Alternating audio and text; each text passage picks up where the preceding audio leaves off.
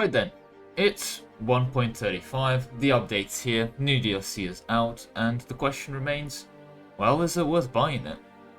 For 15 quid, you are promised some pretty fancy, flashy features, but the question is, well, is it worth it? And this is hopefully the question that this video is going to be answering for you today. Now, every single time Paradox makes an update, not even a major update, they tend to introduce a delicious selection of new bugs, exploits, and general fun and games for everyone to sit back and enjoy, and this update has been no different. Well, certainly, I'll have to give my warnings, it's not as bad as, say, Leviathan. Granted, compared to the worst release of EU4, is not a high bar to match. And while Paradox has never been known for their, shall we say, Nintendo levels of polish, certain standards are to be expected, and are they met? Well, let's find out. I've made a small little collection of bugs, things that have been shown to me by other players of, oh, look at the stuff I found, stuff that's been reported in the Reddit, and other stuff. And it's quite an impressive collection, I hope. So, with that out the way, and before we get to any of the other actual features, I think it's probably a good idea to go over the release state of 1.35 right now, DLC and all. How playable and buggy is it? Well, on that note then, let's cue the music, and I will catch you on the other end of this. Naval battles are currently broken. The crew of the heavy ships forgets that their ships are equipped with, well, actual cannons. This means that in battles they resort to doing things like throwing cutlery and insults at the enemy. This works about as well as you would expect, leading to rather hilarious screenshots like 1575 England leading a fleet of heavy ships with a 3-star admiral, losing a naval battle quite decisively to a bunch of Spanish light ships outside in the open ocean. The French vassals have the ability to take land without getting independent. Now, this used to be the thing. This used to be the status quo, like 5 years ago. This is very powerful as an ability, allows you to basically cannibalize your overlord from the inside, declaring multiple independence wars. They just seem to have forgot to add this back in when they recoded in the French as a unique vassal type. Now, the French also have some funny vassal missions on top of that. Now, the Pope, this is more of a bad game design, maybe not a specific bug, but when you go through the mission tree and actually feed him the land, he is basically never loyal, being way too large. Furthermore, France gets a vassalization CP on Aragon sometimes. Very smart idea, getting Aragon early, great idea. Small, tiny issue with that. Aragon tends to fall under union with Castile, like 90% of the games. And if that happens and you get that mission, well, you've just gained yourself vassalization on Castile in the early 1500s. The French vassal of Avignon, if you release them from the decision/mission, actually no, sorry, I believe it's just an event for when you reconquer the British land, has the old French idea set, which are currently not just broken, are just also physically broken, as in some of their features do not work and provide a question mark buff. On the topic of vassals that are somewhat broken, the Ottoman Islands have a whole fun and games going around them. Let's begin with the fact that the Ottoman Islet tags, to the best of my knowledge, don't actually change their, well, tag. This doesn't seem like big of a deal, but let's say you as the Ottomans have just made an islet of Hungary. If the Austrians haven't fired their funny event where they get the Hungarians as a personal union, they could still fire it, meaning the Ottoman Islet of Hungary stops being your islet and becomes their personal union. Furthermore, islets don't join you for wars. Now, this necessarily, until they become an integrated islet. Now, this necessarily isn't a bad thing, but there's a wonderful side effect, where if you give islets all the occupations of peace deal, they can separate peace for the land. Then, of course, you can go and peace out again, given that the islets see more land in a second peace deal. Furthermore, that first peace deal with the islets peaced out for land doesn't give you any aggressive expansion. Now that we are on the Ottomans, they kind of have their decans jump around here and now a bit. They can jump from 90 to 0 just randomly, they decide to do that. And on the topic of the Ottomans' mechanics like pashas and their funny recruiting janissaries things, Russia just sometimes gets it for reasons. Now that we are back in Russia, the Russians' AB bonus is broken. It's 100 times smaller than it should be. I do love my 0.005 yearly abs. We're really gonna make the game tick. On the topic of Russia and things being broken, Novgorod, the other country that people play to form Russia, and has a couple newfangled achievements if you form Russia as Novgorod, has the old Russian mission tree because no one thought it would be prudent to check something like that. but you know, always good to know. On topic of broken mission trees, Qing has a whole fun and games going for it. If you're playing as Manchu and form Qing too early, you can lock yourself out of some missions. If you form Qing as Manchu, you also lock yourself out of some missions since you don't have access to the Qing idea group, so you cannot complete some of your missions. To add insult to injury, some of the missions you can complete as either Ming or Qing give you yearly inflation impact instead of reducing your yearly inflation impact. But it's okay, your economy will be fine. There is a side effect where some of your, shall we say, banners that you hire actually decrease your corruption instead of increasing it when you hire it. Meaning that you basically have an infinite money exploit by hiring Manchu banners and then disbanding them immediately to lose corruption. This is bad. This is not even touching on some of the other fun, hilarious, broken things like the Japanese miners getting 1,000 manpower if they become independent, which is of course achieved by opening a port for the 2000s and drafting all the leaves that would love to die for Japan.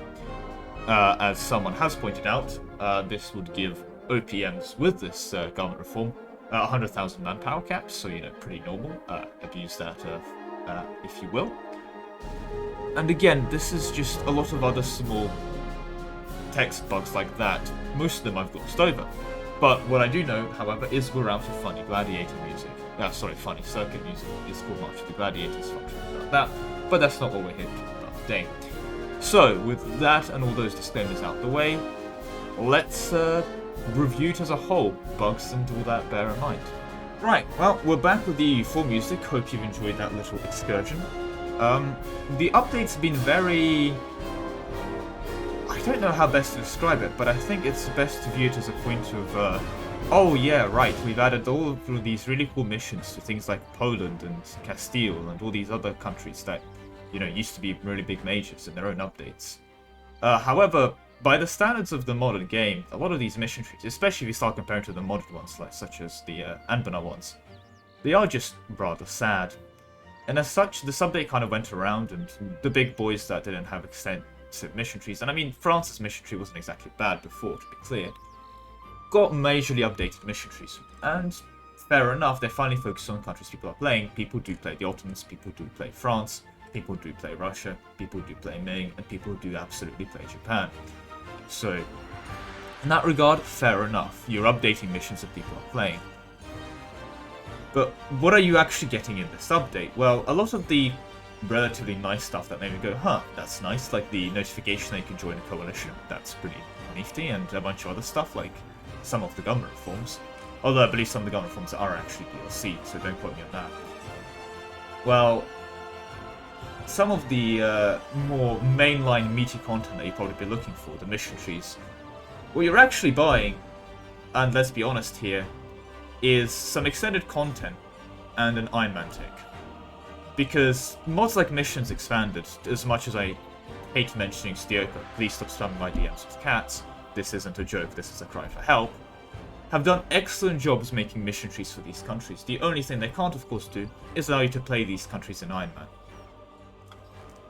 You are not exactly getting much in terms of new mechanics either. You get some new unique units you can build, because Paradox has remembered, oh yeah, we made like Janissaries and a couple unique units, should probably expand that. And of course, most of the stuff they do add is either physically broken, as in it doesn't work, or is completely overpowered, so game balance broken.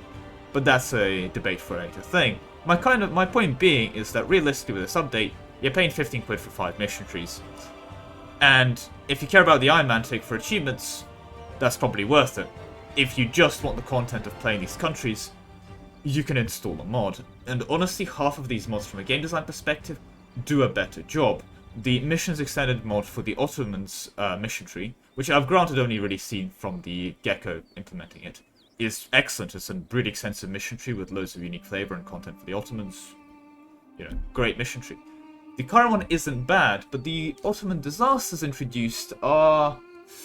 well, I don't like critiquing on game design, but I'm going to critique on game design. The current Ottoman Decadence mission disaster requires you to have 3 military idea groups and 2 administrative idea groups completed to end the disaster, as well as having a 555 ruler or better. At no point during the campaign is this communicated to the player before they walk into the disaster.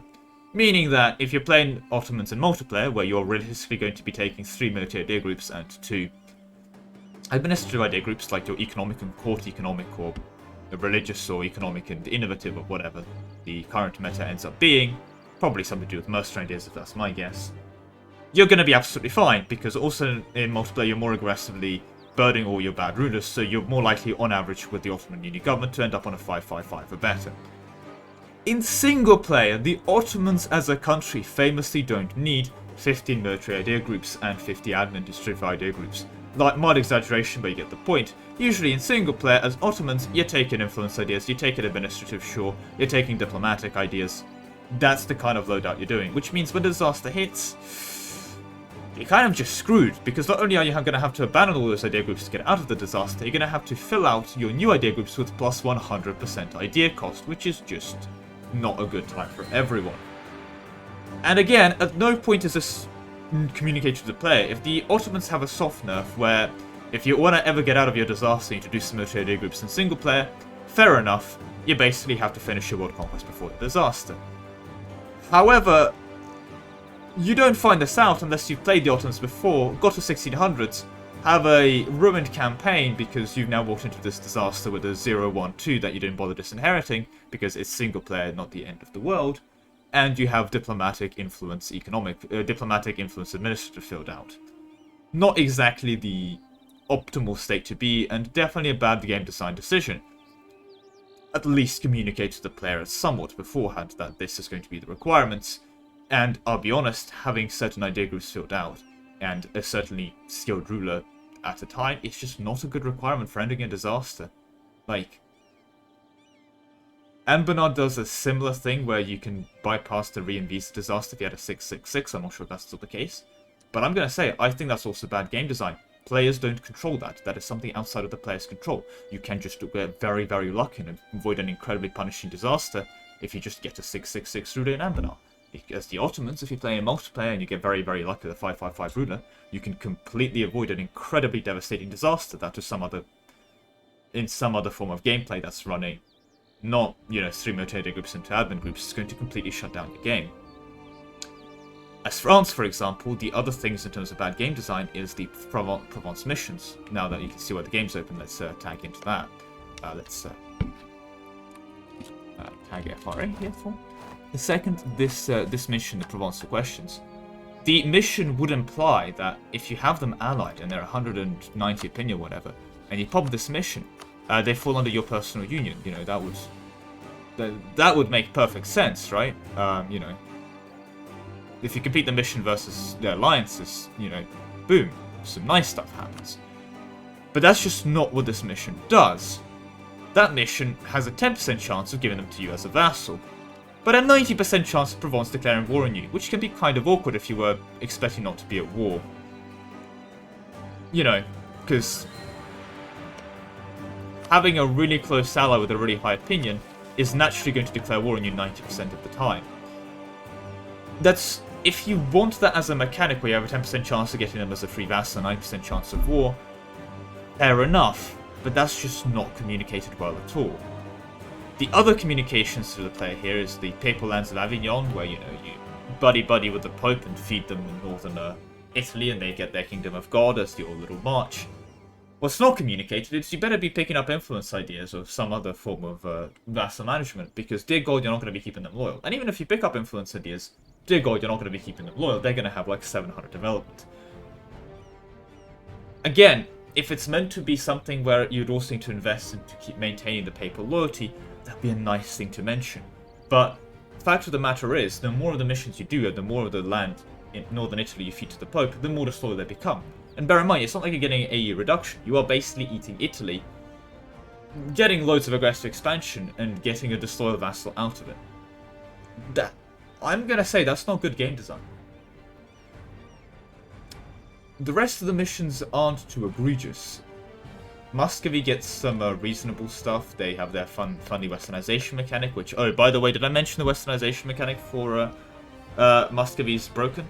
Every time they get their little missions where they send out their scientists to figure out, oh yeah, what's happening in the rest of the world, they still pay like full price, like the full 400 ducats to find out what's going on.